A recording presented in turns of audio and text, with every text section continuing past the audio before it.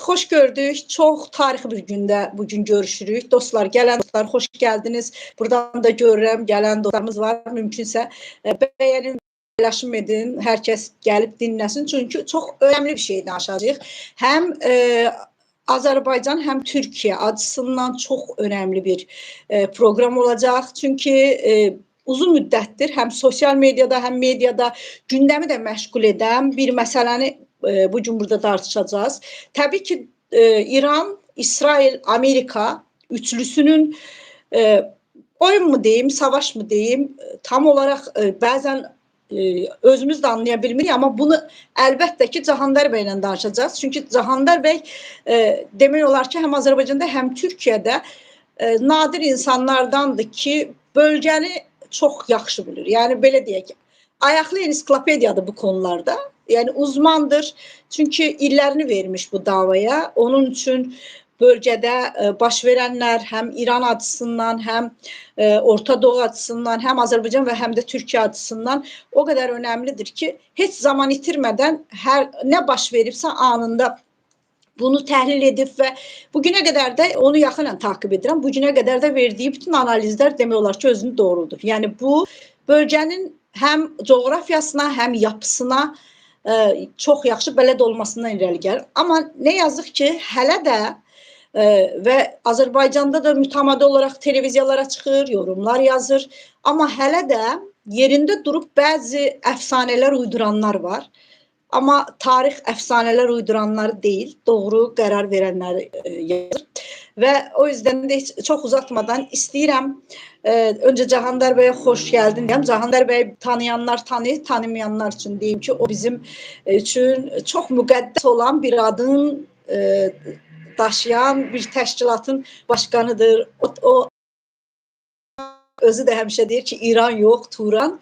Bəlkə də bu ikisi təsadüf deyil və bizim Turan davamızın başqanıdır və mən belə təqdim edəcəm. Çünki həqiqi türk damarında həqiqətən türk qanı axan bir türkün Turan davası yoxsa o türk deyil və baya gələnlərimiz var dostlar. Yuxarıdan da elə aslında belə, çünki mən direkt buradan yeni uygulamayla canlı yayıma girdiyimiz üçün aşağıdan deyil, yuxarıdan lütfən bəyəni qoyun ki, gələnlər olsun, artıq bəyəni yapmağa da başlayanlar oldu. Cahandar bəy, xoş gəldiniz.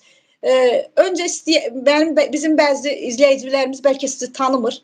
Tamam, indi biz tanıyır, medianı, gündəmi təqib edənlər tanıyır. Amma Cahandar bəy kimdir və Cahandar bəyi Güney davasında götürən amillər nə idi? Buradan başlayaq, sonra davamlı gətirək, olur mu? Çünki bugün biz İran, İsrail, Amerika, bölgə, Türkiyə, Azərbaycan üzərində oynanan oyunlar, içəriyə sızmış hainlər, bunların hamısını danışacağız, rahatız. Çünki siz də sağ olun. Mənə dediniz ki, heç sorun deyil, gecənin bu saatində insanlarımız da sahura qədər oyaqdılar və istədik maraqlı bir proqramımız olsun. Buyurun Cahandar bəy. Nigar xanım, təşəkkür edirəm. Şəxsinizdə hər salamlayıram, başarılı yayınlar diləyirəm. Təbii ki, ön təqdimata görə, şəxsimlə bağlı dediyiniz sözlərə görə təşəkkürüm bildirirəm. Və söylədiyiniz kimi çox önəmli bir konu müzakirə olunur. Əslində bu önəmli bir konu deyil. Bu həyatı məsələsidir. Azərbaycanın, Türkiyənin, bölgənin, Avrasiyanın və bütünlüklə dünyanın. Bugün dünyanın taleyinin həll olunacağı bir savaş gedir və bu savaşın içərisində kimin nasıl yer alması ilərdə həmin millətlərin və dövlətlərin taleyinin həll olunması demək olacaq. İlk öncə bildirim ki, mənim Azərbaycan davamın ilk təməli 88-ci illərin sonuna dayanır. Azərbaycan Cumhurbaşqanı, Azərbaycan Milli Azadlıq Hərəkatının lideri Elçi bəyin şəxsi tanışlığımızdan başlanır və o dönəm bu dönəm bizim hep bütöv Azərbaycan, Dərbətdən Kəngərədək bir Azərbaycan davamız hər gün mövzu olmuşdur. Zaman zaman bunları biz bu və digər formada müzakirələr etmişik. Sonra kitab halına yazılmasında fikirlərimizin qatkılarımız olub. Bütöv Azərbaycan davasının təşkilatlanmasında iştirakımız olub. Bütöv Azərbaycan Birliyinin propagandadan sorumlu Elçibəyin yardımçısı olaraq mən görevdə olmuşam zamanında və bütün şüurlu həyatım Azərbaycanın bütünlüyünə, birliyinə, Türk dünyasına hizmət davasında, məfkurəsi içərisində bütünləşmək, mətinləşmək, zaman-zaman və bölgədə baş verən olaylara məhz tək Azərbaycanın quzeyi kontekstində Türkiyə açısından, baxış açısından deyil, bütünlüklə Türk dünyasının açısından baxmaq bir məfkurəsinin formalaşmağımızı deyə biliriz. Bugün də biz tək Azərbaycan davasının içərisində deyilik, tək bölgədə Türkiyə-Azərbaycan davasının içərisində deyilik. Bir bütünlüklə dünyada olan bütün türklüyün bir davasının bir fərdi olaraq millətimizin bütünlüyü davasında çalışırıq ki, ortaq bir fikir səsləndirək və bu davaya bütünlüklə millətimizin sahiblənməsinə çalışaq. Çünki ayrılıqda bir Azərbaycan davası yoxdur, ayrılıqda bir Türkiyə davası yoxdur, ayrılıqda bir İran adlanan Türkistan davası yoxdur, Türkistan davası yoxdur, Güney Türkistan davası yoxdur, Doğu Türkistan davası yoxdur, Sibirya Türkistanı davası yoxdur, Batı Türkistan davası yoxdur. Bütünlüklə bir Türk yurtlarının birliyinin davası var. Bu Turan anlayışını daşıyır. Aynı zamanda da bilirsiniz ki, zaman-zaman Turan məfkurəsinə, Turan adına bu Türk sözü deyənlər də oldu. Bugün də biz İran sözünü də kəndimizdən bilmirik, amma bu İran sözünü Fars faşizmi ələ keçirdiyinə görə, ondan yararlandığına görə bu bizə yad gəlir. Amma zaman gələrsə bir İran sözünü də kəndimizə mal etsək və İranın sözün özü də Türkün malına çevirilər və İran da bizim üçün doğmalaşar. Biz hansı sözlər ki, kəndimizə yaxın bıraxırıq, ona sahiblənirik, təbii ki, o söz həm də illərdə bizim olur və bu baxımdan da sadəcə İran dediyimizdə, bugün İran adlanan Türkistan dediyimizdə bilməliyik ki, o bölgə yad bir bölgə deyil, o bölgənin nüfuzunun %70'i Türkdür və tək İran deyiləndə Cənubi Azərbaycan anlayışı yoxdur, Güney Azərbaycan anlayışı yoxdur. Güney Azərbaycan anlayışında, coğrafiyasında çizilmiş xəritələrdə yaşayan Türklərin sayı 15 milyondur. Amma 45 milyon üstündə Türklər Güney Azərbaycanda yaşamır. Onlar güneyə doğru getdiyimizdə 12 milyonun üstündə Qaşqay türklərinin yaşadığı bölgələr var ki, o bölgə Bəndərabad şəhərinə qədər gedir. Canımlar Bey, elə burada sizin sözünüzü çok özür dileyerek bu soru soracaktım.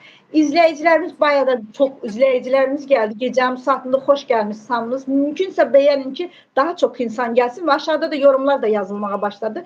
Yorumlarınızı yazın, sorular da okuyacağız. Elə İranda ne kadar Türk var ve ümumiyyətlə bunu İranın o coğrafyasında orada olan xalqları önce belə kiçik bir arayış verək. Bir de bir şey, son dəqiqə bir məlumat var idi. Amerika, İsrail'in Tehran'ın en büyük petrol sahasını bombaladılmasının ardından İran füzeleri İsrail'in 64 milyar dolarlık petrol, doğalgaz ve petrol pazarlarını vurdu. Buyurun sonra ona da geçersiniz ama önce coğrafyanı istəyirəm. Çünkü siz oranı çok iyi bilirsiniz. Ne kadar Türk var, coğrafyanı bir analiz eder miydiniz?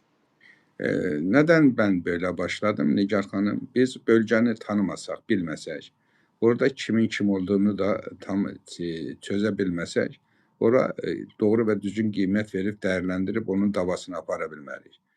Məhz bugün bölgədə baş verən savaşda Azərbaycanın quzeyində, yəni Azərbaycan Cumhuriyyətinə və Türkiyə Cumhuriyyətinə sanki bir Azərbaycan-Türkiyə ortaq maraqları deyilən dövlət maraqlarını daha çox biz düşünüb, olaylara qiymət verib, onun davasını aparır. Amma biz bilsək ki, o bölgə başdan başa bir Türk yurdudur və orada yaşayan nüfuzun %70'in üstündə Türkdür, onda təbii ki, fərqli düşüncələrimiz ortaya çıxacaq, daha doğru qərarlar vermiş olacaq. Siz dediyiniz kimi də, söylədiyim kimi, Azərbaycan güneyi deyilən, Güney Azərbaycan sınırları içərisində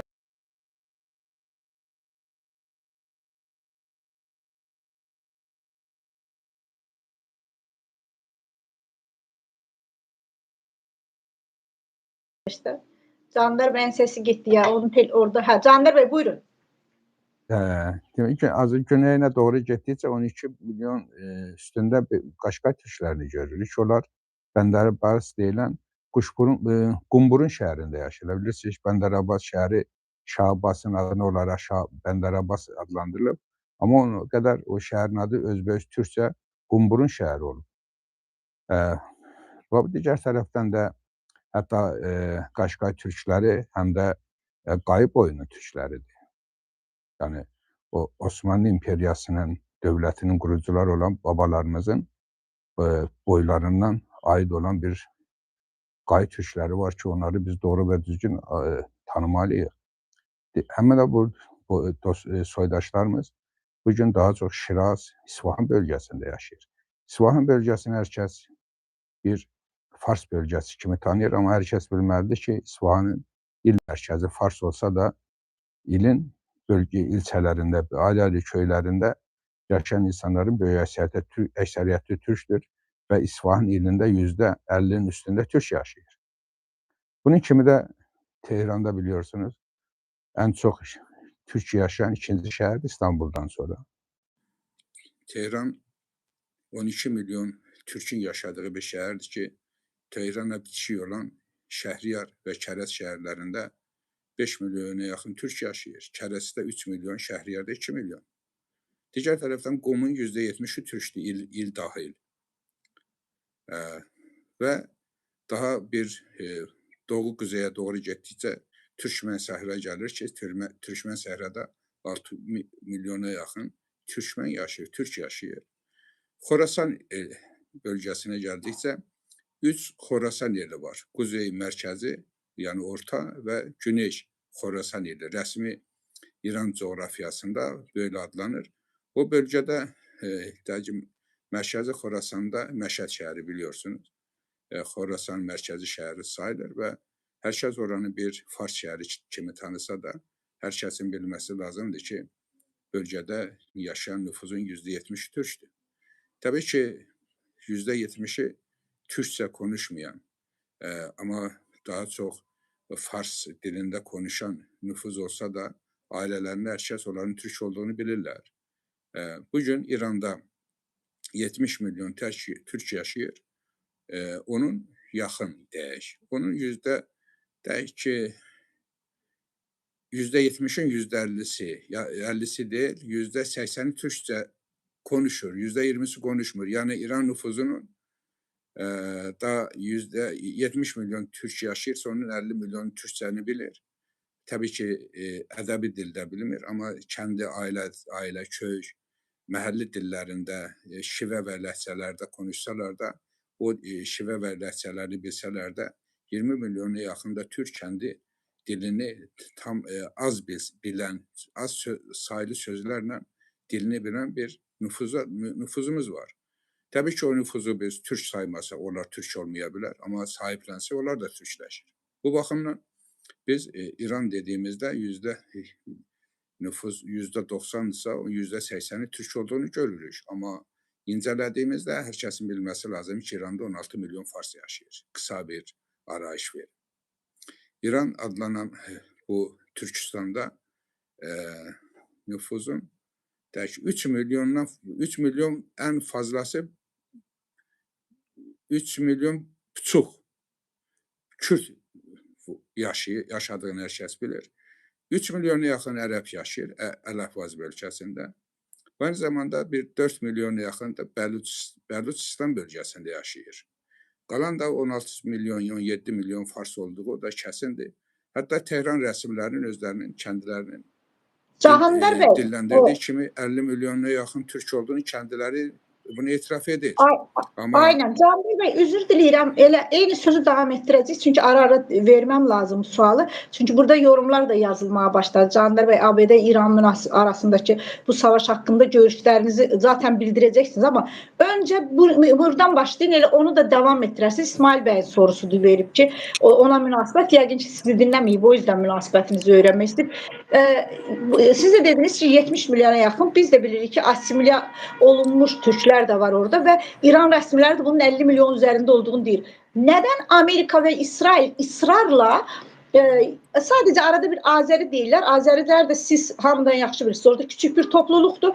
Türklerin adını çekmeden sadece başka halkların adını çekerek orada sanki onlar varmış, başkaları yokmuş gibi özellikle Türkleri görmezden gelirler. Sizce sebep nedir? Hem buna hem de ümumiyyətlə ABD ve İran arasındaki İsrail, ABD ve İran arasındaki savaşlarla bağlı küçük bir özet olarak sizin fikirlerinizi almak isterler. Necə görürsünüz ve belli ki bizim izleyiciler genellikle sizce hazırki durumda hansı taraf haklıdır kimi onu sormak isterler. Çünkü bu aralar bu daha çok tartışılır. Buyurun.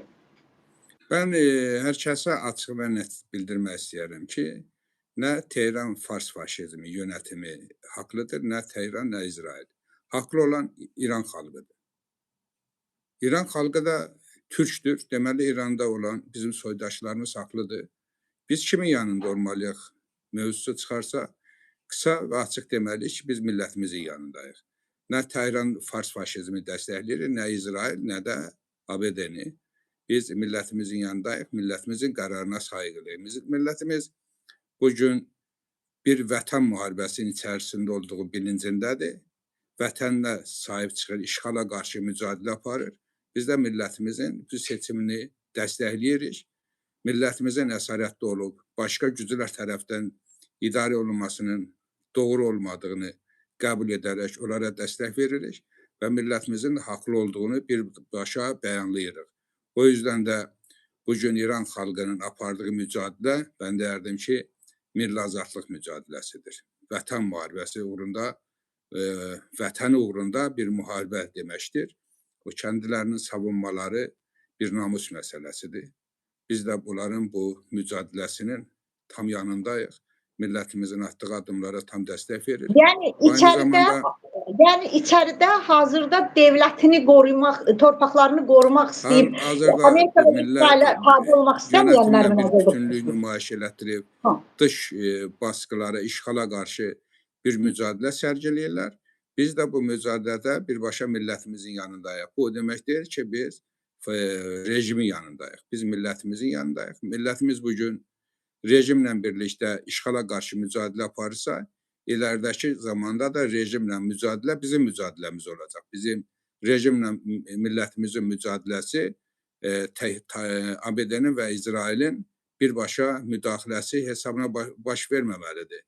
Onlar kənarda qalmalıdır. Millətimiz onsuz da yüksələn bir türk ruhu İranın siyasi mənzərəsini yaxın zamanda dəyişəcəkdir. Amma ABD və İsrailin bugün İrana əskəri bir müdaxiləsi həm də İranın qısa zamanda türkləşməsinin qarşısını aldı. Bu baxımdan biz İsrail və ABD-nin bu savaşını tam mənada türklüyə qarşı bir savaş kimi dəyərləndiririk və bütün türk dünyası da bu savaşda İran xalqının yanında olmalıdır ki, iləridəki zamanda İranın siyasi coğrafiyası, siyasi mənzərəsi dəyişəndə biz millətimizin verdiyi qərara tam dəstək verə bilək, onun yanında ola bilək. Sorumun o biri tərəfi, Amerika ve İsrail neden oradaki Türkleri görmezden gelir sizce? ABD və İsrail tək görmezden gəlmir, biz kendimiz de görmezden gəlirik. Hələ də Türkiyə və Azərbaycan basınlarında və propaganda quruluşlarında sanki başqa bir qonşu dövlət haqqında söhbət gedir. Bir çoxumuz Azərbaycan quzeyində də elədir, Türkiyədə də haladan İsrailçilik, Amerikançılıq peşindəyiz. Bu aynı zamanda Türklüyə qarşı bir mücadilə içərisində olan çox sayılı güclər içimizdə var. Bu güclər ilk olaraq bizim davamıza mane olur. Bu aynı zamanda bizim milli bütünlüyümüzü də gerçəkləşməsinin qarşısında dururlar. Türkiyədə, İranda Türk deyil, bir Azəri %50, 40, 30 milyon bir Azəri nüfuzu deyərək ifadələr işlədirlər. Sanki bu Azəri dedikləri tam fərqli bir millətdir. Sadəcə türkçə konuşurlar, türk dilinə yaxın bir konuşmaları var. Millət olaraq başqa bir millətdir anlayışı verirlər. Bu olduqca yanlışdır. Biz Türkiyə və Azərbaycan Cümhuriyyəti İranda olan soydaşlarımıza sahib çıxsaq, onların türk kimliyini önünə çıxarsaq, təbii ki, dünya da bunu qəbul edəcək. Bugün dünya bizim içimizdə boşluq görür, o boşluqdan bizi vurur. O yüzden de biz kimlərəsə fırsat verməməliyik ki, bizi vursunlar. İranda olan soydaşlarımıza tam dəstək, onların yanında olmaq bizim həm də şərəf və namus məsələmiz kimi dəyərləndirilməlidir. Təbii ki, biz mücadiləmizdə iki yöndən baxırıq. Bir, milli maraqlarımız deyilən maraqlardan çıxış edirik, bir də dövlət maraqlarımız deyilən maraqlardan çıxış edirik. Biz elə mücadilənin içərisində yer almalıyıq ki, həm dövlətlərimiz bu mücadilədə zərər görməsin, aynı zamanda içəridə də millətimiz məğlubiyyətə uğramasın. Biz ikisini bir düşüncədə bütünləşdirməliyik ki, milli maraqlarımızla dövlətlər maraqlarımız üstə düşə bilsin. Bu da təbii ki, bizim Türkiyə Cumhuriyyəti ilə Azərbaycan Cumhuriyyətinin ortaq qərarı ilə millətimizin dövlətlərimizə dəstək verməsindən bir yerdə olmasından keçir. O yüzden de biz daha çox çalışmalıyıq ki, dövlətimiz apardığı bu siyasətdə bugünə qədər aparılan, verilən dəməclərin nə qədər haqlı olduğunun bir fərqində olaq, ona sahiblənək, aynı zamanda da bütün kamuoyunda, dünyada hər yerdə bir türklük məsələsini gündəmə gətirək. Azəri lafının da tam düşməncə bizə qarşı kullanılmış bir laf olduğunu hər yerdə açıqlamalıyız. Azəri yəni İranda biliyorsunuz bir Fars qövmü var. Onlara Azərilər diyorlar. Onlar Fars bəzi yarı Farsça konuşurlar, yarı Türkçe. Aynı zamanda onlar kendilerini Fars bilir. Gerçekten de onlar Türk değil. Zaten o yüzden de bize de Azeri deyirlər ki, bizləri sanki Türk dilində danışan Farslar kimi dəyərləndirsinlər. Desinlər ki, bunlar Türk dilində danışırlar, amma Farsdılar. Bizi Fars kimi dəyərləndirmək üçün Azəri deyilir və təəssüflər olsun ki, bizim də içimizdə olan Türklüyün qüdrətlənməsindən, güclənməsindən qorxan çox saylı güclər məhz bizə də Azəri demişlər ki, Türklük daha qabarıq görünə bilməsin, əzəməti hiss olunmasın.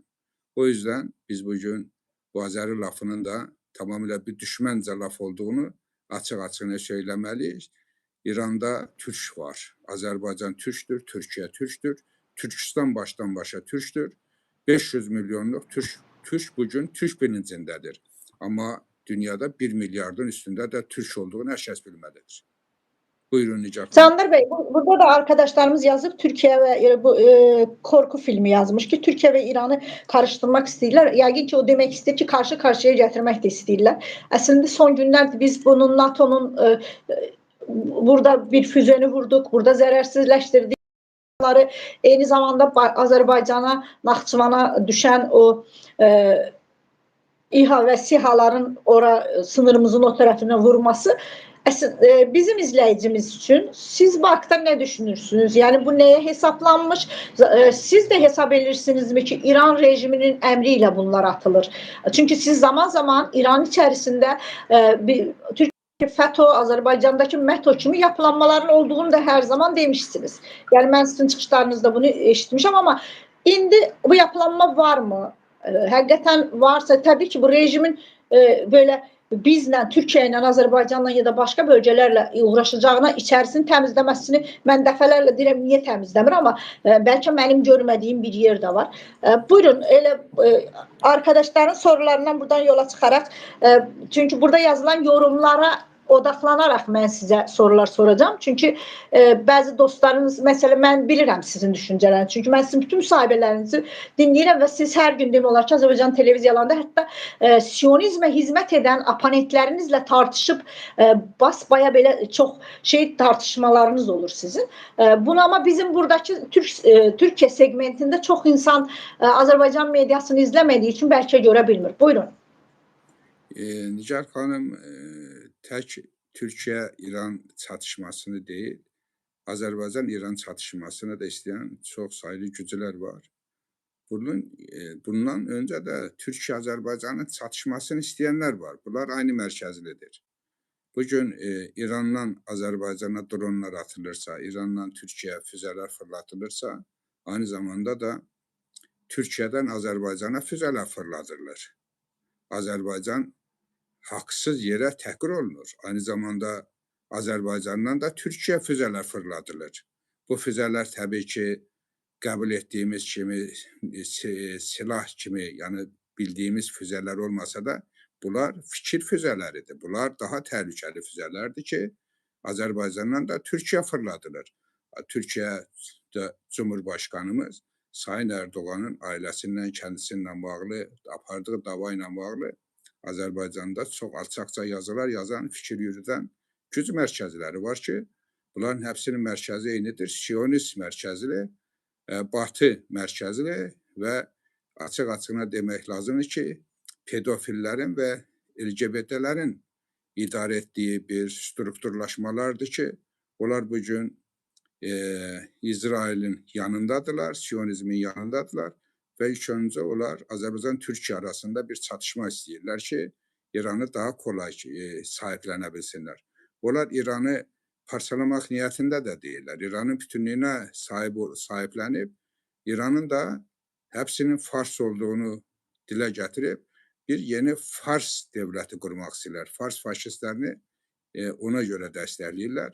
Rıza Pahlavi'ni de bu yüzden hep ileri verirler ki, İran'ın bir Fars olduğunu öne çıkarsınlar ve İran'da bir Fars merkezli bir yönetim gerçekleştirsinler ki, İran baştan başa Farslaşmış bir devlet kimi təqdim olunsun ve Azərbaycan-Türkiyə arasında da bir ciddi sıkıntılar yaradılsın. Bunların uzun süreli fikirləridir. Bunlar olmadıqda farklı projeler de var biliyorsunuz. Türkiyə-Azərbaycan arasında tıpkı bir Ermənistan kimi PKK dövlətinin qurulması da bu projelərdən biridir ki, yeter ki Türk birliği olmasın. Azərbaycan-Türkiyə arasında bir birliği olmasın. Aynı zamanda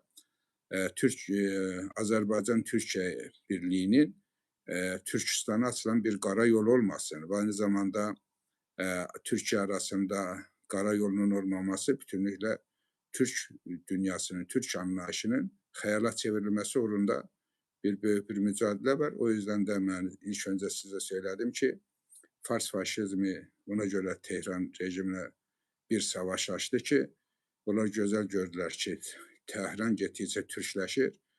Cumhurbaşkanı Pezeşkiyanın seçilməsindən daha önce Xamneyinin Türk diline ait ve Türklüklə bağlı bir sıra deməçləri olmuştur.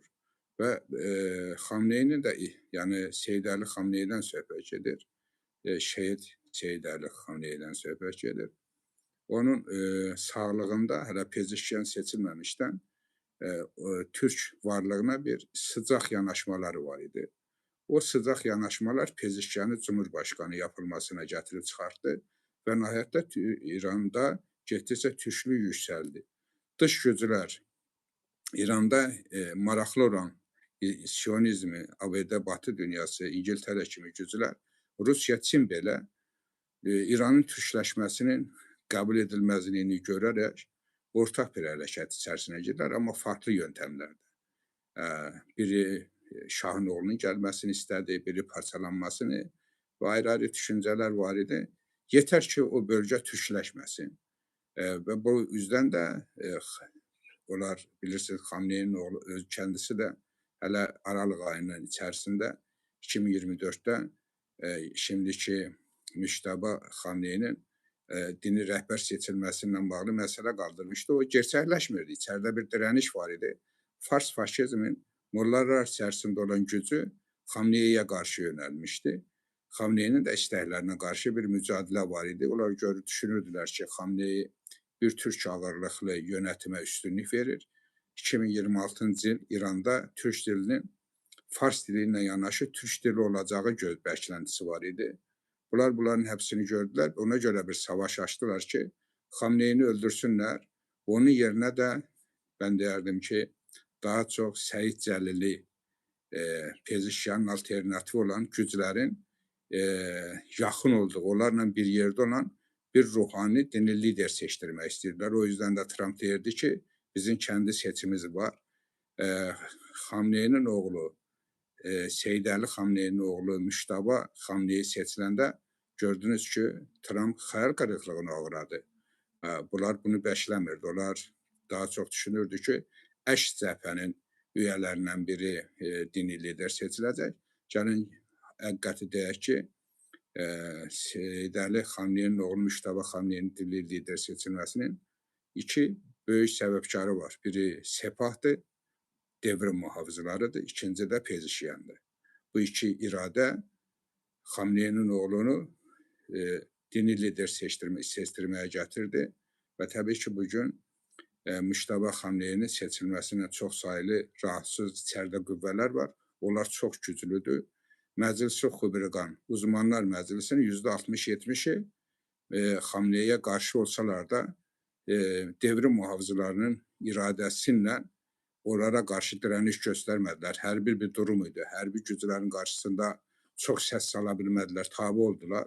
Amma bunlar ilərdə yenə sıxıntı yaradacaqlar. Bugün də sıxıntı yaradırlar. Ben hesab edirəm ki, Xamneyinin kendisini öldürtürən də bunlardır.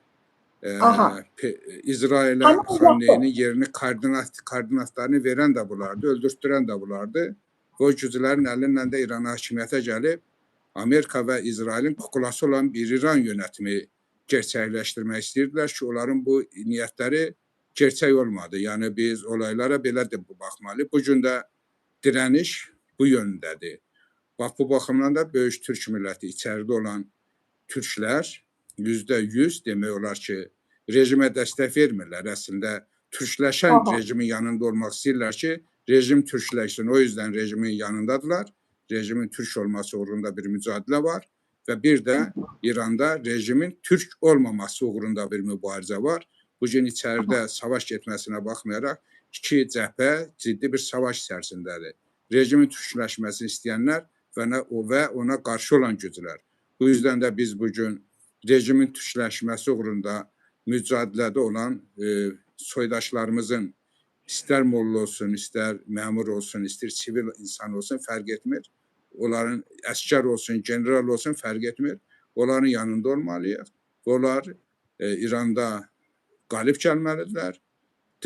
İsrail və ABD-nin də gerçəkləşdirdiyi bu savaş məğlubiyyata uğramalıdır ki, bölgəni, İranı orada olan xalq kəndisi dizayn edə bilsin, siyasi seçimləri özləri müəyyənləşdirsin, İranda elə bir yönetim qursunlar ki, o yönetim xalqın iradəsinə söykənsin. Buyurun Nigar xanım.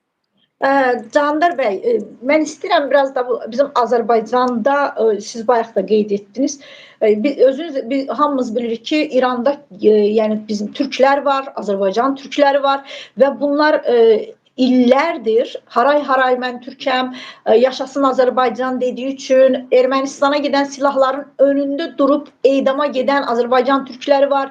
Böyrəyini satıb onun parasıyla Xocalı sidiləri üçün bir gənc qızımız 93-cü ildə Xocalı sidilərini çıxartmaq üçün yapanlar var. Yəni bunları saydıqca bitməz, amma çox ilginç bir şey var. Bombalar altında öldürülen Azerbaycan uşaqları var ki, Azerbaycanda özellikle gazetçiler belə bir, mən bunu bugün də eleştirmiştim, dəfələrlə eleştirdim, belə bir şeylə yanaşırlar. Yəni dolayısıyla İsraili savunmaq üçün ya Sepah arkasındaydı, filankəs bunların arkasındaydı və biz bunu, siz də mən də bunu dəfələrlə efirlərdə demişik. Xankəndində ermənilər terror örgütü sivil xalqın arkasındaydı. Eyni zamanda Afrin'də PKK sivil xalqın arkasındaydı. Amma nə Türk ordusu, nə Azərbaycan ordusu bir belə bomba atmadı.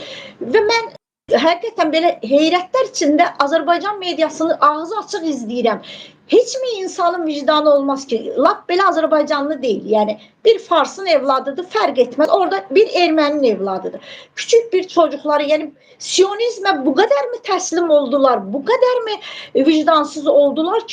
Buna susurlar. Yoksa bu başka bir sebebi var. Neden? Dolayısıyla her şeyde bu tabii ki Türkiye'de de bazı kesim ama Azerbaycan'da özellikle medyamızın ve ben çok isterim bizim medyayla bağlı danışaq.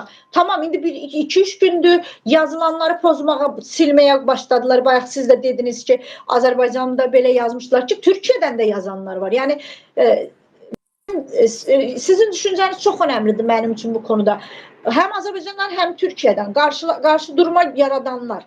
Yani eyni əldən mi idarə olunur? Yoksa farklı ölkələr tərəfindən idarə olunurlar? Azerbaycan içindəkiler kimdir? Türkiye'nin içindəkiler kimdir? Ve hazırda hansı görevi yerinə yetirirlər. Yəni bu mənim üçün çox önəmlidir. Yəni çünki burada da izləyənlərimiz gəldi. Bax, çox xeyli də insan gəlmiş. Sumqayıtdan hayırlı gecələr demiş. Xoş gəldiniz deyim. Burada Mehmet bəy gəlmiş, Məzahir bəy gəlmiş, Rüfət bəy var, Nimar bəy var, Korkut Bilim var, Ceyhun bəy var, İqbal bəy var. Yəni yuxarılara getdi, Sərkan bəy var. Yəni hər kəs də yorum yazır. Baya bizi hazırda izləyən var. Məndə 157 nəfər görsəm, bilmirəm sizdə nə qədər görsəm. Bir azalır, bir çoxalır. Yəni bir ara 270-ə də qalxdı. Yəni gecənin bu saatında, yəni bu Azərbaycanda da zaten hazırda çox gecdir, bilirəm. Amma biz bunu danışmamız lazım. Kimlərdir bunlar və bunların arkasında kim durur?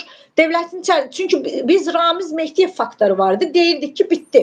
Amma fərqindəsinizsə Ramiz Mehdiyevin həbsi ilə bağlı qərar verildikdən sonra bu media daha acımasızcasına, mən öncə sanırdım sadəcə Türkiyə saldırırlar, amma fərqindəsinizmi? O 50-55 milyon türkü belə gözləri görmür. Yəni bu nəyin kinidir? Buyurun. Qısa və aydın deyə biləriz ki, bu 5-ci kol fəaliyyətləridir. Həm Türkiyədə, Azərbaycanda. Bunlar kəndi millətimizə və dövlətimizə bağlı olmayan, dış güclərlə hər zaman işbirliyində olan bir örgütlərdir ki, onlar ilk olaraq millətimizin kəndi güvəninə, millətimizə güvənmirlər. Dövlətimizin də hansısa bir dövlətin yanında yer alıb, başqa millət və dövlətlərə yem olması uğrunda mücadilə aparırlar ki, onların sayəsində hər zaman hakimiyyətdə olsunlar. Bu bir, mən deyərdim, kölə düşüncəsidir, milli qürur məsələsi deyil. Bunlar da az deyil içərimizdə. Bilirsiniz, Bakıda, Azərbaycanda 200 il əsarətin acı nəticələri olaraq Rus imperiyasına, Moskvaya bağlı olan 5-ci kol gücləri ciddi təşkilatlıdırlar. Aynı zamanda Fars faşistləri, yəni Azərbaycanı əzdirmək istəyən dini sektanın içərisində çox güclü bir örgütlənmə hər zaman olub. Digər tərəfdən də 90-cı illər bağımsızlığımızı qazandıqdan sonra Soros örgütü, Saidin örgütü kimi örgütlər Azərbaycanda LGBTçiliyin, pedofilliyin güclənməsi uğrunda bir mücadilə aparıblar ki, bu da Batı mədəniyyəti adı altında mən deyərdim ki, bəşəriyyətin dəyərlərinə qarşı bir örgütlənmə olub. Bunlar həbsi bir arada dövlətimizə və millətimizə qarşıdırlar. Türkiyədə də aynı adamlardır. Türkiyədə bunlar daha çox FETÖ örgütündə toplanmışlar, amma həbsi yenə bir yerdə deyildi. Yenə onların içərisində Fars faşistinə bağlı olan güclər var idi, PKK ilə birlikdə olan güclər. Həbsi millətimizə və dövlətlərimizə qarşıdır. Bugün də onlar bəzən sussalar da, konuşmasalar da, amma fırsatçı bir mövqedədirlər ki, hər zaman bizi arkadan, sırtımızdan vursunlar. Ona görə də biz ayıq olmalıyıq, mücadiləçi olmalıyıq. Bir kişi olsaq da minına qalib gəlmək düşüncəsini kəndimizdə qəbul etdirməliyik. Çünki dövlətin altyapısı, dövlətin gerçək yüzü millətimizləndir. Onu kimsə sarsıda bilməz. Dövlətlərimizin içərisində olan bəzi güclər dövlətimizin içəridən yanlış yönlərə sürükləmək istəsələr də hər an dövlətimiz sağduyulu davranıb sonuçda qalib gələ bilir. 2016-cı ili götürün. FETÖ hərəkətlənməsinin qarşısında dövlətin içərisində olan güc və millət bütünləşdi. Bu darbanın qarşısını aldı. Aynı zamanda 2020-ci ildə Türkiyə-Azərbaycan birgəliyi, millət və dövlətimizin bütünlüyü dış güclərin həbsinə qarşı bir dirəniş göstərib, tarixi bir qələbəyə nail oldular. Qarabağın azadlığını gerçəkləşdirdilər. Bu sadə bir məsələ deyil. Bu millətimizin çox güclü olmasından xəbər verir və aynı zamanda... Bizi Türk izləyiciləri, Türkiyədən olan izləyicilərimiz də izləyir. Onlar bunun cavabını mütləq dinləmək istəyir. Az öncə dediniz ki, Türkiyə və Azərbaycan birlikdə Qarabağ qazandıq. Amma hələ də bunun Türkiyə ilə deyil, Türkiyə-Azərbaycan deyərkən yox, tək başına etdik və böyrünə İsraili qoşanlar var. Siz də dediniz ki, Türkiyə-Azərbaycan birlikdə bu zəfəri qazandıq. Bunu biraz açar mısınız? Tabii bunu açıq deməyin zamanıdır. Yəni kimsə deyə bilməz ki, bunu Azərbaycan tək başına qazandı. Bu Türkiyə-Azərbaycan birliyi qazandı. Yəni bəzən siyasi olaraq mənəvi dəstək verdi deyilir. Dövlət başçılarının və dövlət xadimlərinin dediyi laflardır. Amma bir türk aydın olaraq bu işin içərisində olan bizlər millətimizin açıq-açığına söyləməliyik ki, sizin övladlarınızla bizlər bir yerdə bu savaşı qazandıq. Biz nə qədər burada payçıyıqsa, siz də bir o qədər payçısınız və aynı zamanda onu da hər kəsə demək lazımdır. Bugünkü Azərbaycan Cumhuriyyətinin varlığı Osmanlı türklüyünə bağlıdır.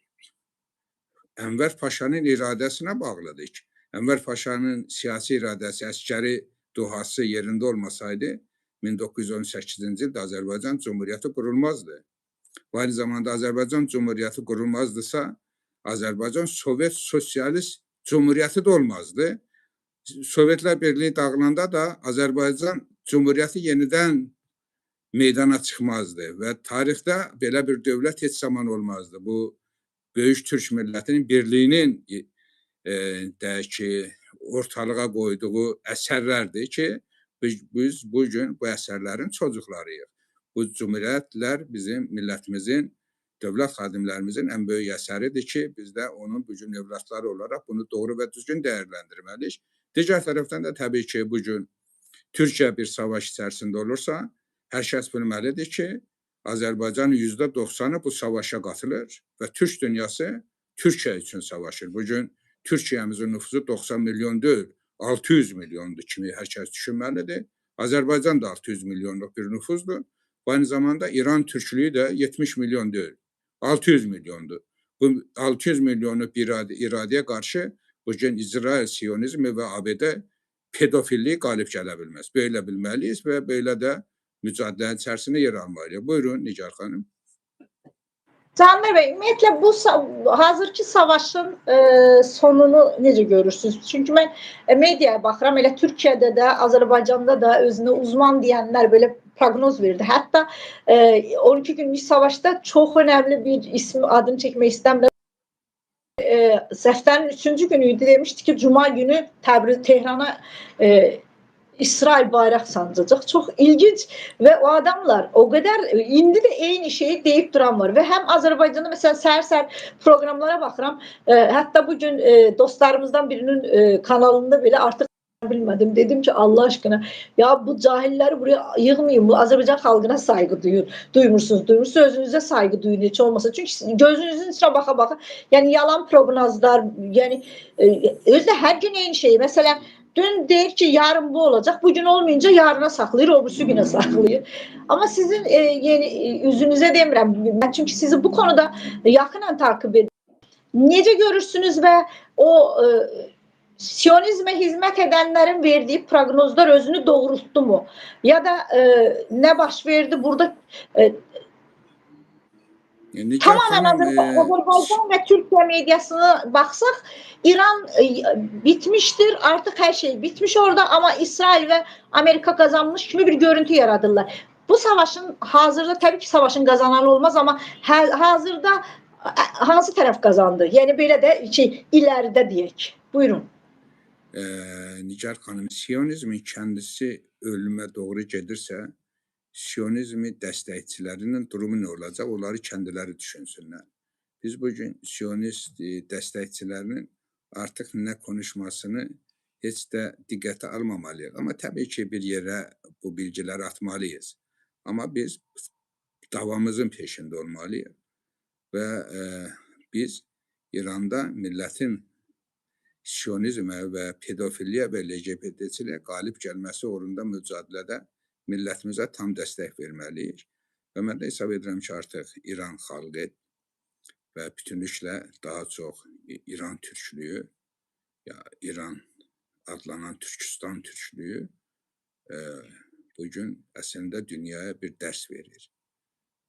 İsrail Siyonizminə, bu ABD pedofilliyinə, LGBT-çiliyinə, pisliklərinə bir meydan oxuyur. Və tarixdə də bu savaş müzakirə olunanda İran adlanan Türkistan xalqı qalib xalq kimi dəyərləndiriləcək. Və bu savaşın da bir qalib olacaq, o da İran xalqı. Çünki Siyonizm və ABD və bütün dış güclər çox çalışdılar ki, İranda rejimi dəyişsinlər və kəndlərinə uyğun kukla bir rejim qursunlar. Amma İran xalqı buna qarşı direndi. Dini lideri öldürdülər, üst düzey komutanları öldürdülər. Bütün bunlara baxmayaraq xalq yönetimlə bir yerdə olmağa qərar verdi. Hətta bugün Müştaba Xamneyini öldürsələr belə, yüzlərlə, minlərlə, 10 minlərlə dövlət yetkililərini öldürsələr belə, onları əvəzləyəcək və millətin bütünlüyünü qoruyacaq böyük bir ordu var. Yönetimi idarə edəcək, millətin davasından bir yerdə olacaq çox böyük bir güc var. O güc millətlə bir bütünləşəcək. Millət də bütün hallarda az da olsa, işıqsız qalsalar da, yakıtsız qalsalar da və onlar bu Siyonizmə və Amerika qarşı dirənişi sona çatdıracaqlar. Bunların bu heyrətəmiz mücadiləsi bəncə tarixdə bir nümunə olacaq. Və təbii ki, siz də görürsünüz ki, bu artıq bir xalqın mücadiləsidir. Burada artıq vətən müharibəsi dediyimiz kimi bir vətən uğrunda mübarizə gedir. Millət kimliyini, şəxsiyyətini qoruyur. Eyni zamanda gəlin qəbul edək ki, İran xalqı hər zaman bağımsız imperiyaların övradlarıdır. O imperiyalar ki, hepsi Azərbaycan imperiyasıdır və o imperiyada başqa güclər hakim olmadı. İç dinamiklər dəyişdi. Başqa kukla cəryanlar siyasi hakimiyyət ələ aldılar. Amma içəridə hər zaman böyük türk millətinin iradəsinə söykənən bir dərindən dərinə yatan güc hər zaman yaşadı. O böyük türk millətinin gücüydü. Bugün o güc meydana çıxıb bir anda. Candır Bey, bugün Pezeşkiyan dünyanın gözü karşısında halkın arasında geldi. Sizin dediğiniz o mesajı Pezeşkiyan da mı verirdi? İləridəki zamanda Nigar xanım, hər kəs görəcək ki, İranın lideri Pezeşkiyandır. Çünki xalq tərəfindən seçilmiş Cumhurbaşkanıdır. Və bugün İran xalqı da Pezeşkiyana çox güvənir. Onu da açıq-açığına demək istəyirəm ki, bugün Azərbaycanda, Cumhuriyyətində, Türkiyədə də kendisini Türk bilən hər kəs Pezeşkiyana dəstək verir. Biz Pezeşkiyanın iradəsini Fars faşizmə rejiminə, yad güclərə qarşı bir mücadilə kimi, bir xidmət kimi dəyərləndirmirik. Biz Pezeşkiyanın şəxsində İran xalqının türkləşməsinin bir obrazını görürük. O yüzden de siz diqqət edirsiniz, Pezeşkiyan Türkiye, Azərbaycan konusunda nə qədər həssasdır. İçeride olan dış güclər hər zaman bizi üzə gətirmək istəyir. Pezeşkiyan həmən meydana çıxar. Bu, İranın dərindən dərinə içərisində olan min illikdən gələn dövlət təfəkkürünün daşıyan, onun uğrunda mübarizə aparan böyük bir sistemin mücadiləsidir. Bunu Pezeşkiyanın şəxsində də heç kim görməsin. Ola bilsin ki, İranın içərisində böyük bir Türk iradəsi dövlətin dərinliyində çox güclüdür. Onlar qalib gələcək, dış güclərə qarşı mücadilədə başarılı olacaqlar. İrandan bütün işğalçı gücləri püskürdəcəklər.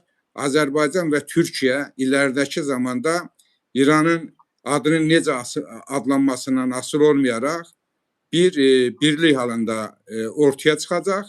İlərdə mən İranı çox yaxın zamanda bu savaşın bitən kimi Türk dövlətləri birliyində təmsilçiliyini görəcəyik.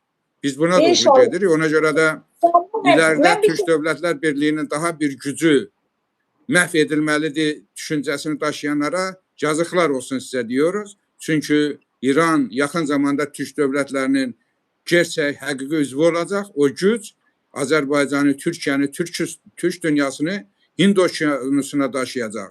Böyük bir coğrafya daşıyacaq. Boğazlar Türkün olacaq. Bu mücadilənin içərisindəyik. Ona görə də hər kəs dəngini bilməlidir ki, nereden ne yapacağını doğru ve düzgün dəyərləndirməlidir ki, iləridəki zamanda bizim tənələrimizin altında qalmasın. Biz bəlkə də sağduyulu, xeyirxah, humanist davranacaq, amma heç zaman onların bizə vurduğu yaranı unutmayacaq. Cəndər bəy, Netanyahu dün açıqlamasında dedi ki, bəlli ki, açıq şəkildə deyə bilmir, artıq istədiyimizi yapamadıq. Çünki onlar belə hesablamışdılar. Bunu siz də zaman-zaman efirdə danışdınız. Biz bir-iki bomba atacağız. Biriləri ölüncə rejimin əleyhinə olanlar sokaklara çıxacaq. Amma oradakı türklərin siz dediyiniz kimi o ölkənin onurğa sütunu olduğunu unuttular. Və Netanyahu dünən açıq şəkildə dedi ki, oradakı xalqları ayağa qaldırmaq amacımız var. Yəni onlar ayağa qalxmasa, yəni dolayısıyla biz bir şey yapamırız.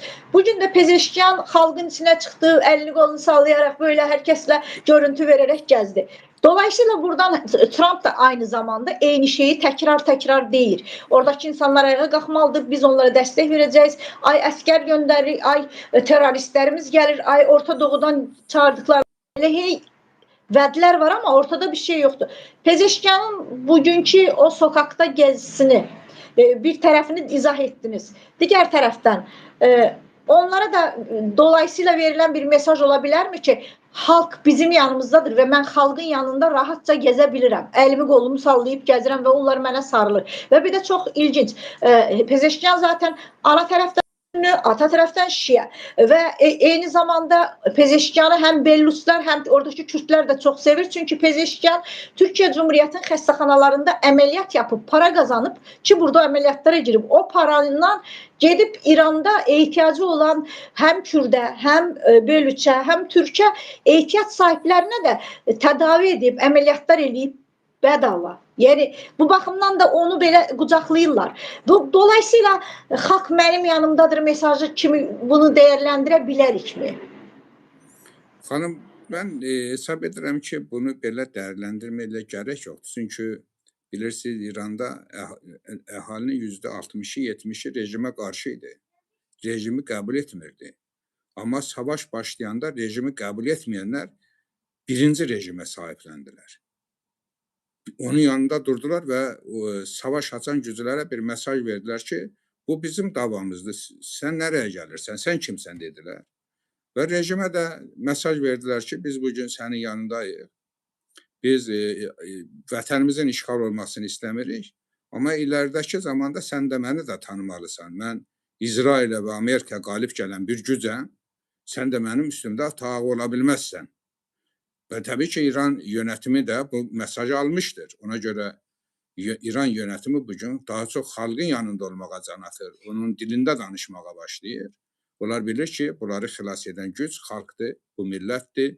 Dünənə qədər ona qarşı savaşan bir iradə bugün onunla birlikdə düşmənlərə qarşı savaşır. Onu artıq hər kəs bilincindədir. Dünya da bunu görür.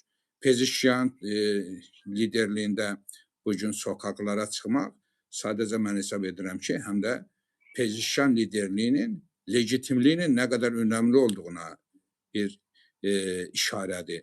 Yeganə liderdir ki, xalq onu seçib, gerçəkdən o iradə qalib gəlib və eyni zamanda onu da gəlin qəbul edək ki, bugün İrandakı savaşı həm də bir Hristiyan, Yahudi, Müsəlman davası kimi də qəbul etmək lazım deyil. Bilirsiniz ki, İslam dünyasının böyük əksəriyyəti İsrailin yanındaydı. Amma bugün dirənən bir İran xalqı elə bir mövqe sərgiləyir ki, həmin dövlətlər də daha çox İsrailin yanında olmamaq görüntüsü verməyə çalışırlar. Və digər tərəfdən də İran yetkililəri diqqət edirsiniz, məzhəbçilik anlamında açıqlama vermirlər. İslam adına bir açıqlama verirlər. İran xalqının daha çox adına açıqlama verirlər. Xamneyinin fikirlərini yayırlar. Türki, Farsi, biz bir millət-i İrani şüarını verirlər. Orada məzhəbçiliyə işarət yoxdur. Xalqın, millətin bütünlüyünə bir işarə var. Biz bunu başqa yöndən də görürük. Sünni Kürtlər bugün rejimə qarşı mücadilə aparmır.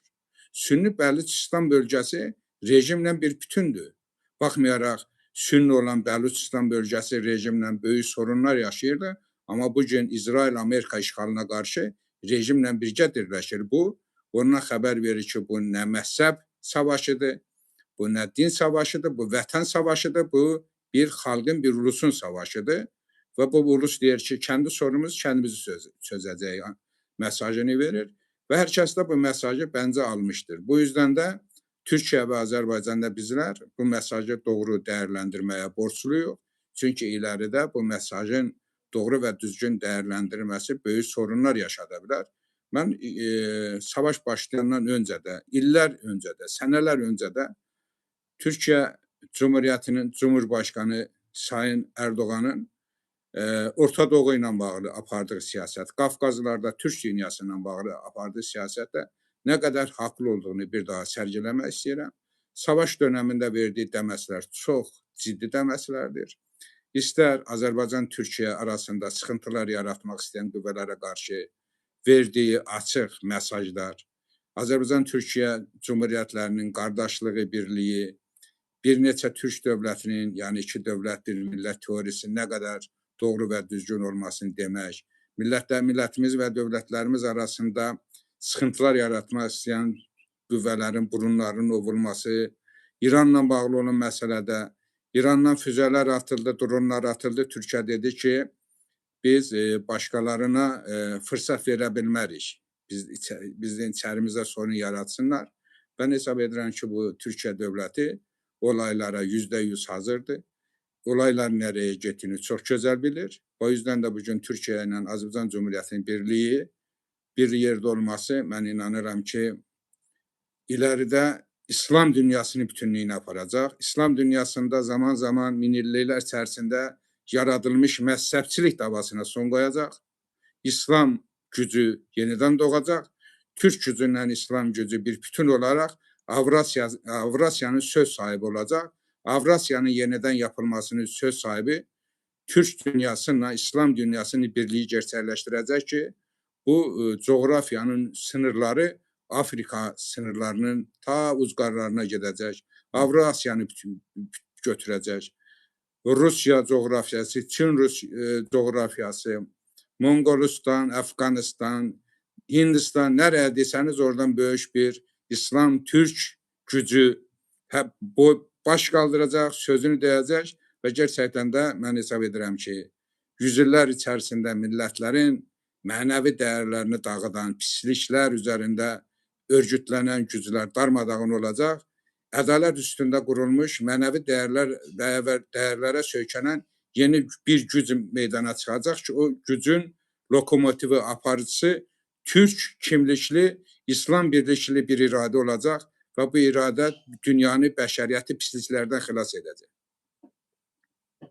Canda Bey, mən bu həm Qəzzadan sonra, həm də bu olaydan sonra zaten ümumiyyətlə dünyada həm Epstein dosyası ilə bütün dünya yönetimini əlinə alsa da, amma dünya xalqları arasında Netanyahu sayəsində Yahudi xalqına qarşı bir həqiqətən qıcıq deyək belə, buna bir belə bir heç yaxşı olmayan bir münasibət formalaşıb və bugün də İsraildən qaçana, İranda bombalar tökülərkən xalq o bombaların altında devlətini qorumaq üçün sokaklarda, düzündür bizim bəzi media deyir ki, zorla gətirirlər. Kimsə kimsəni zorla hazırki dönəmdə o meydana götürə bilməz. Yəni bu bir mənalı şəkildə belədir və biz 15 Temmuzda Türkiyə Cumhuriyyətində də bunu görmüşdük. Bombaların altında vətən qorumağa çıxan insanlar var idi. Amma İsraildə biz bunun tam tərsini görürük. Və bugün də hava limanındakı videoları yəqin ki gördünüz. İnsanlar oranı, yəni İsraildən qaçmaq üçün bir şey arıyorlar, amma eyni zamanda Meksikadan, İspaniyadan, Norveçdən belə artıq bunları oldukları kafede, restoranda qovan insanlar, bir də Hristiyanlar yapır yəni bunu. Bunu bir müsəlman yapsa deyərik ki, hə bunlarla münasibəti var. Bu nereye kadar gedəcək?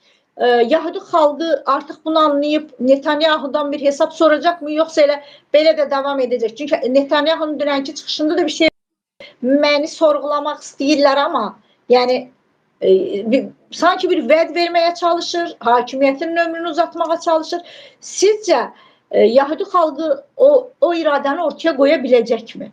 Yani bundan bir hesap soracak mı, yoksa bunun o karanlık yolunun peşine düşüp gedip kendilerine mi eski dönemde mesela defalarca tarih bunlar bir şeyler yapmak istəyərkən böyle şımarmışlar kendi kafalarına göre, bura mənimdir, bura mənə vəd olundu filan.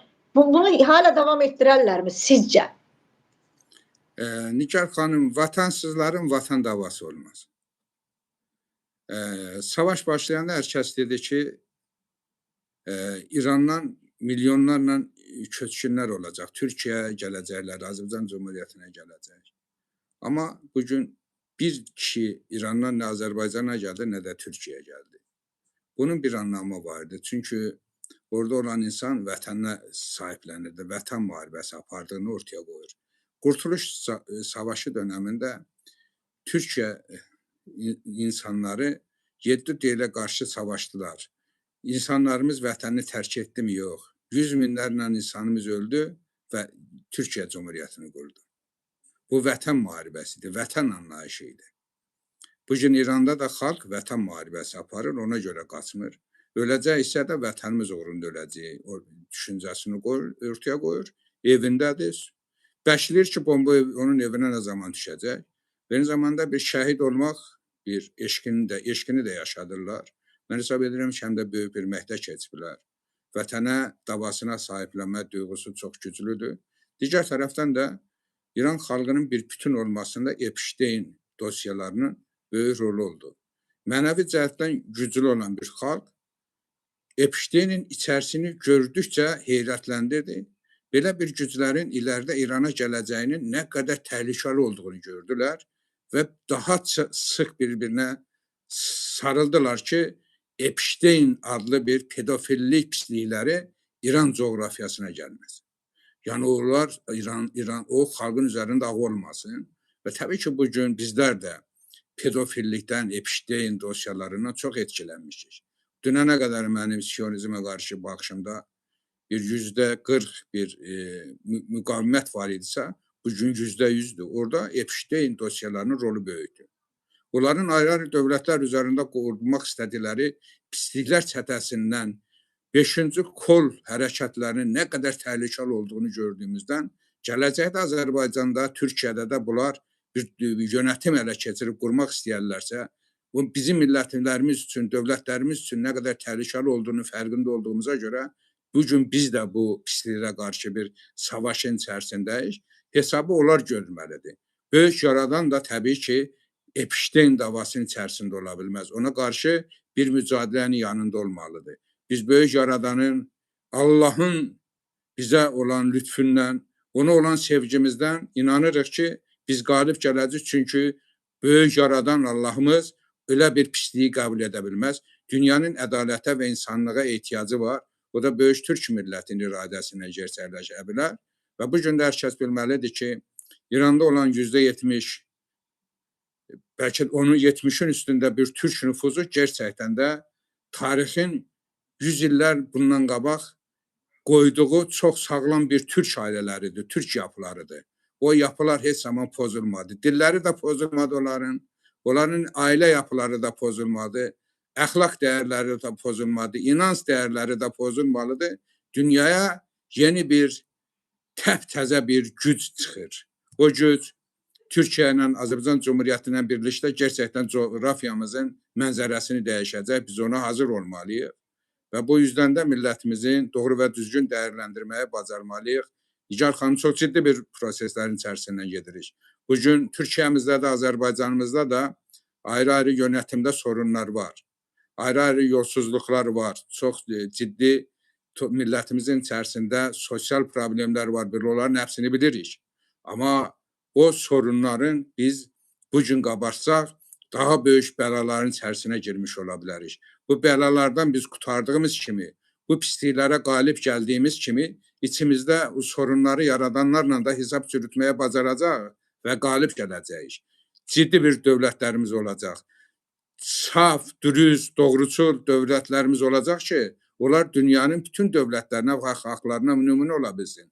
Bu bir missiyadır, bu bir görevdir bizim üzerimizdə. Ona görə biz səbirliyik.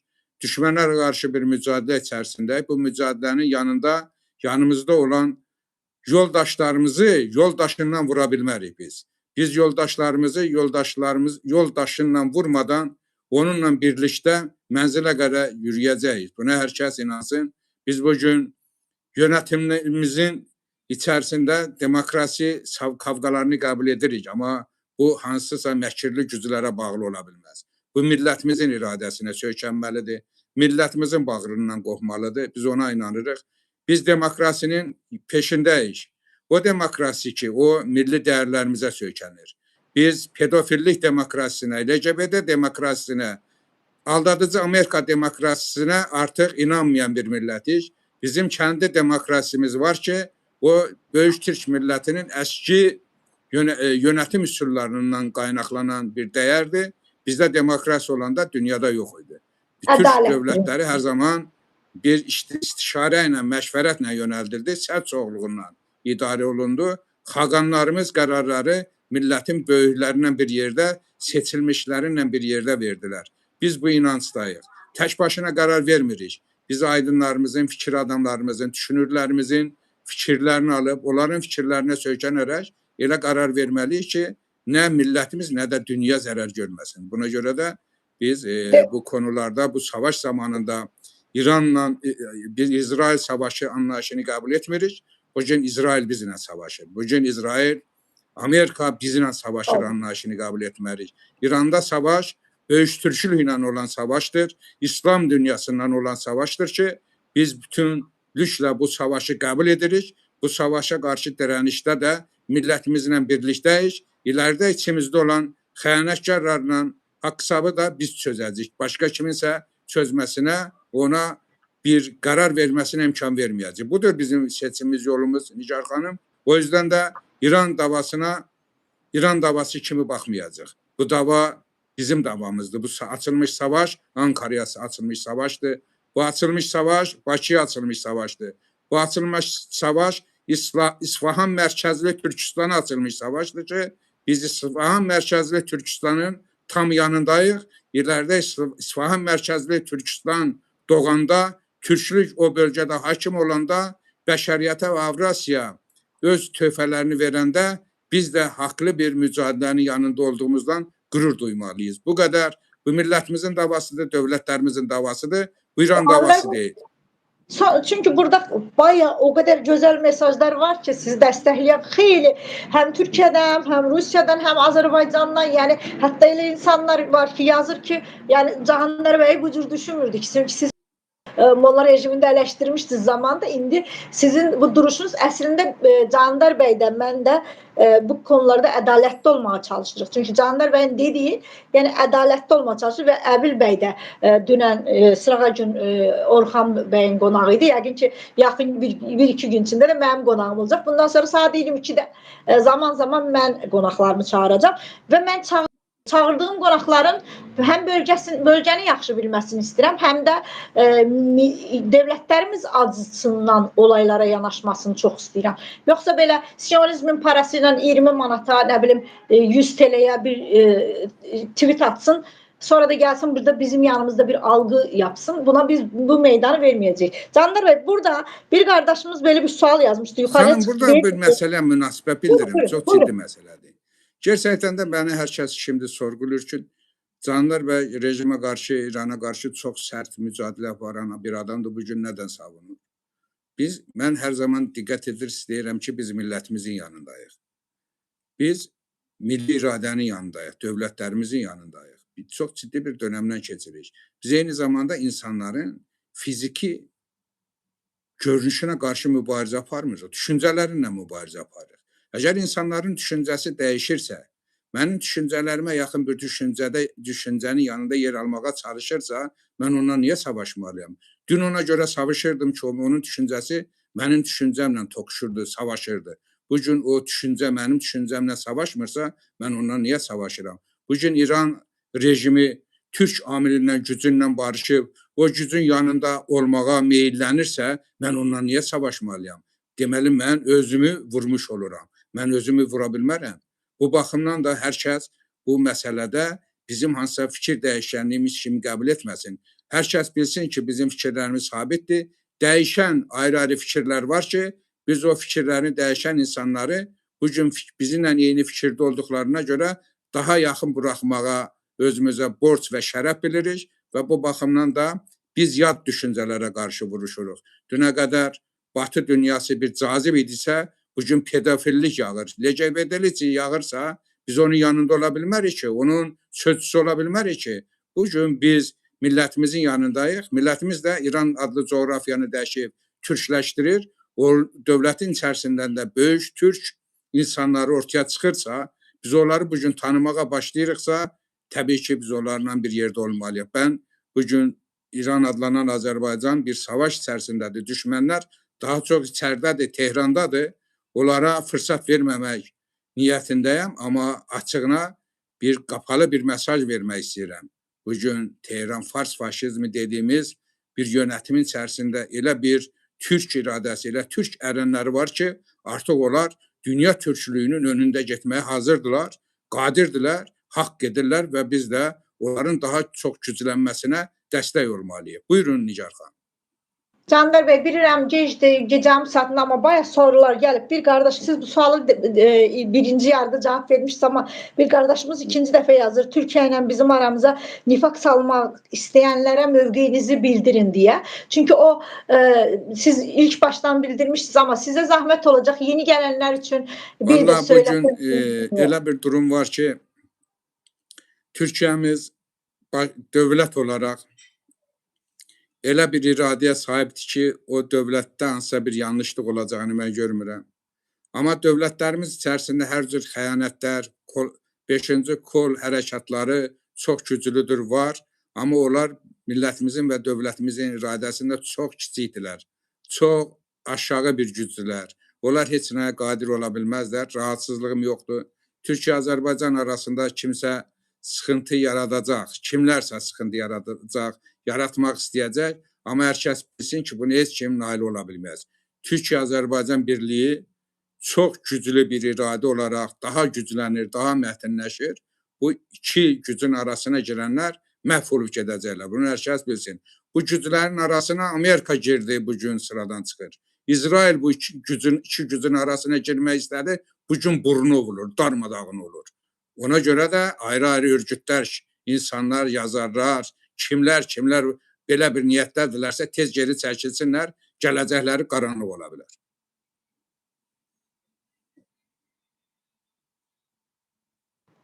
Çok ilginç.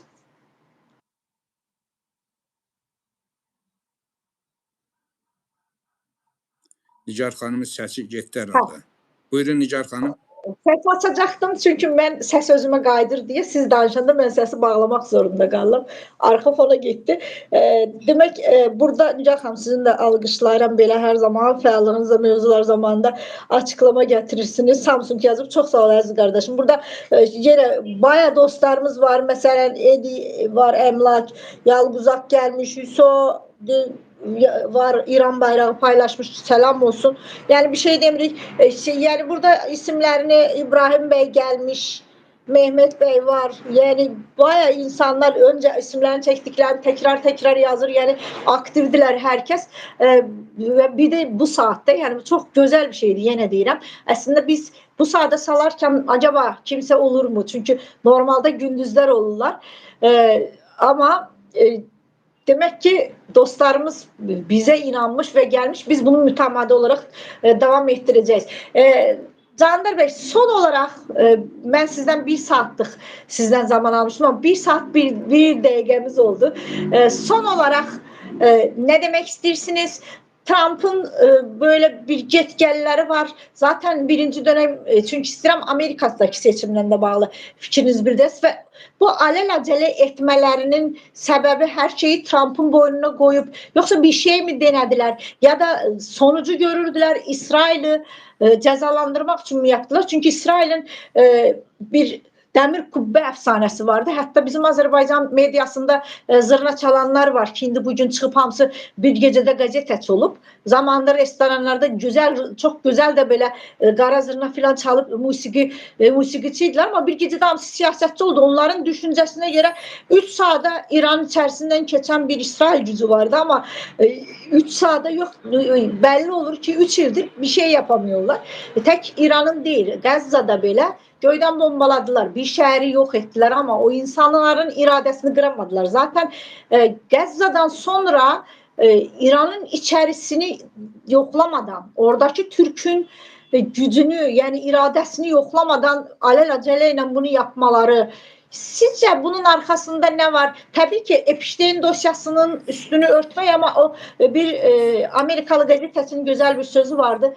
Ne yaparsınız yapın, gelip mezarınızın içinde bu dosyanın hesabı size sorulacak.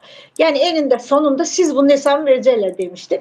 Ve son olarak bir böyle kapsama çerçevesinde içinde bu konuların hamısına böyle bir küçük açıklama verseniz. Seçimden ne gözlürsünüz ve neden acele ettiler? Ben böyle düşünürüm.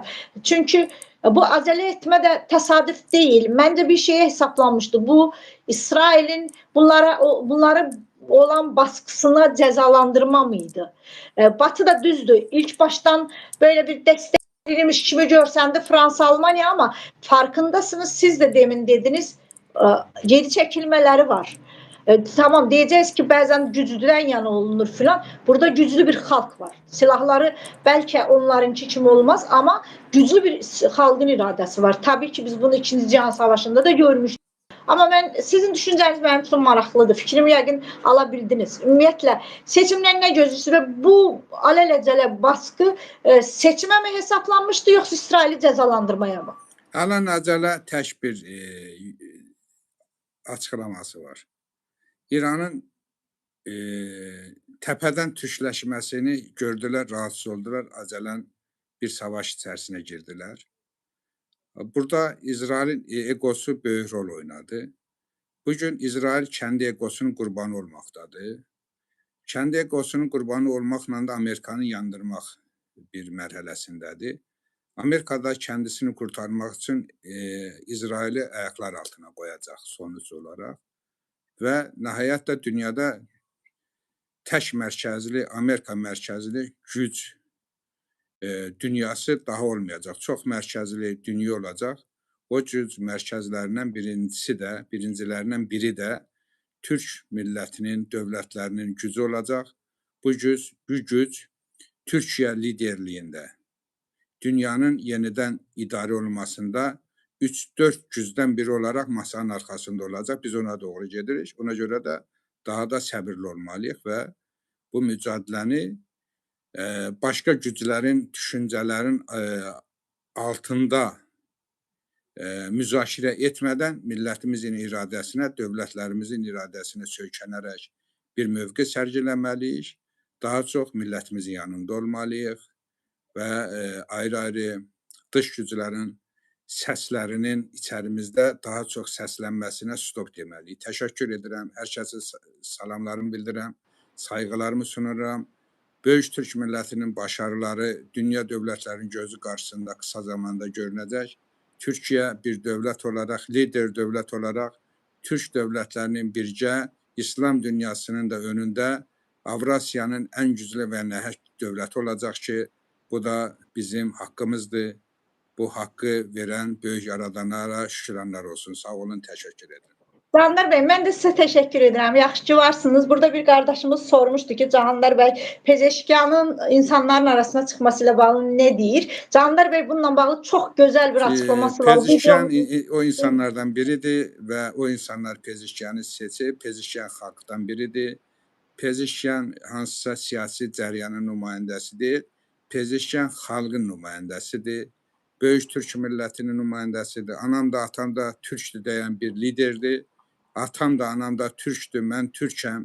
Türk olmağımdan fəxr eləyəm deyən Pezeşkiyana bizlərdən salamlar olsun.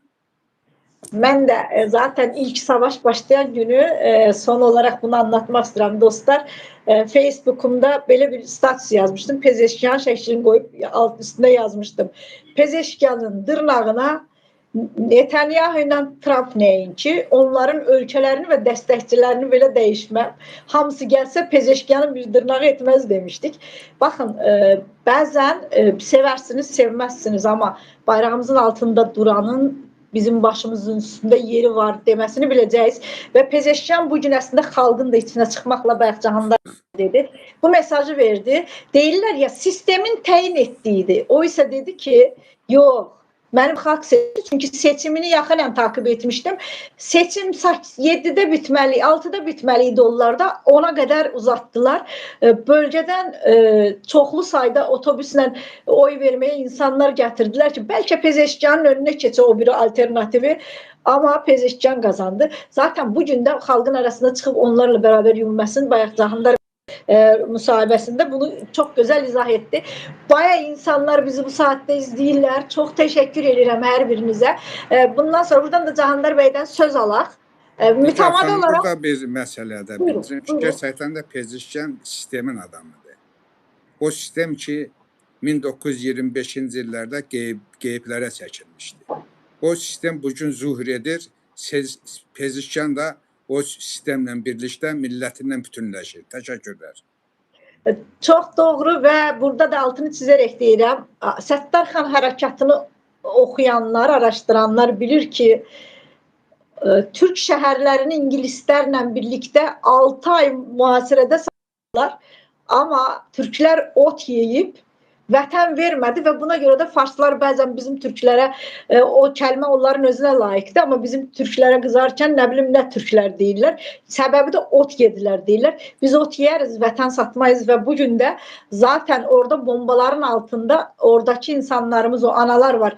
Oğlu şəhid olub ağlayır deyir. İki oğlum var. O da şəhid olsa bacısı ilə birlikdə ağlamaqdan şərəf duyaram. Yetər ki vətən uğrunda bunlar qurban getsinlər.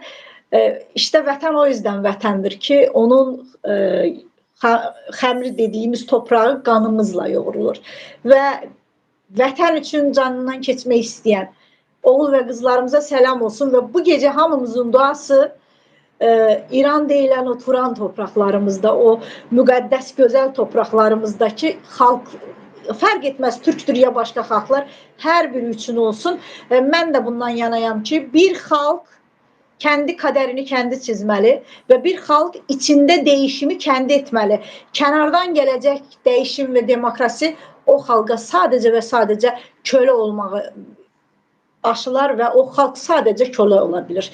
Ve oradaki o demokrasi dedikleri şey onların başının üzerindeki bir domokul kılıncı olur. O kılıç da ne yapar bilirsiniz. Her birinizden bu gece oradaki küçük çocuklar o zalimin bombaları altında hem Gazze için hem İran üçün, hem Lübnan üçün, şeytanın uçaklarının qalxdığı hər yer üçün ki, o duaların nəticəsindədir ki, dün gecə Amerikanın uçakları düşdü və pilotlardan 4'ü ölmüş, ikisi də hələ də bulunmamışdır. Əmin olun ki, bunlar aynı zamanda sonra demeyin ki benim duamla ne olur? Bazen bir dua bir ordudan güçlü olur deyirəm. Gecəniz xeyrə qalsın dostlar. İyi ki varsınız. Burada çok güzel geldiniz. Azer Freedom da gelmiş. Salam verdi mənə. Canlıdır bu dedi. Bəli, canlıdır. Əslində biz Qurban Bəygilində programında Yılmaz bəylə dün beraber olacaktık. Benim yazdığım saati anlamamıştılar. Orada da bu konu konuşulacak. Çünkü orayla bağlı çok önemli şeyler var. Ama sonuna kadar kim ne diyerse desin sonuna kadar İran'ın yanındayız ve bu bizim hem bir Türk hem de aynı zamanda bir Müslüman olarak, çünkü her ikisi adalet taxtının başında oturan gücdür. Türkler de diyerken adalet yada düşür.